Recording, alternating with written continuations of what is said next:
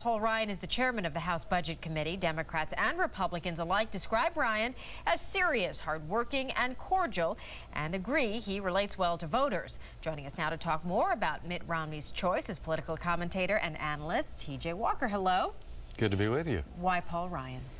Well, Romney wanted something to shake up the campaign because he's been in a tough row here for a couple of weeks. Every day it's been bad news, and he's been really attacked forcefully by conservatives. They've never really trusted him. Well, conservatives love Paul Ryan. He is their boy. They trust him. They think he's the guy who's going to cut government spending, bring in entitlements. Even though they don't trust Romney, they trust Paul Ryan. And this is Romney's way of sort of getting the conservatives off his back between now and Election Day. All right, let's talk a little bit about Chris Christie.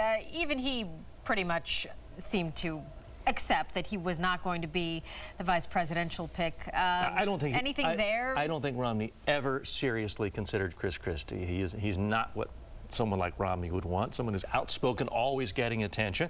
Also, just stylistically, look who Romney picked. Romney picked someone who looked like one of his sons.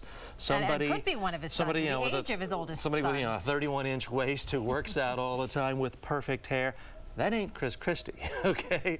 So I don't think Chris Christie was ever in the mix. And Chris Christie really, those of us here in New York and New Jersey think of him as a conservative, but in the rest of the country, Chris Christie is a liberal. I don't think he would have been acceptable to the mainstream base of the Republican Party. Paul Ryan is acceptable. In fact, they're really excited about him. But the Democrats are really excited about Paul Ryan because they say, oh my God, this is the guy we've been dreaming of. This is the guy. Let's talk about some of the drawbacks.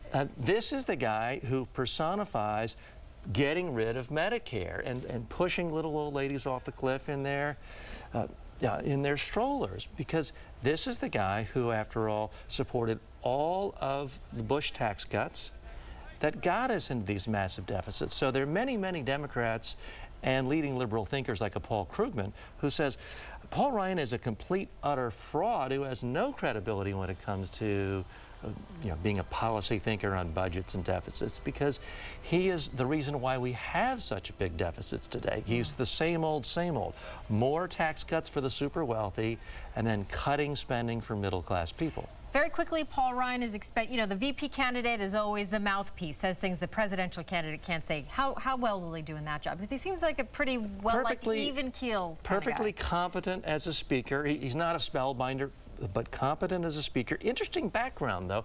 He got into politics as a speechwriter for Jack Kemp and Bill Bennett, so that's a different twist. Also different, we haven't had a sitting congressman go into the vice presidency since 1908. Well, exciting stuff all around. Mr. Walker, thank you so much for joining us.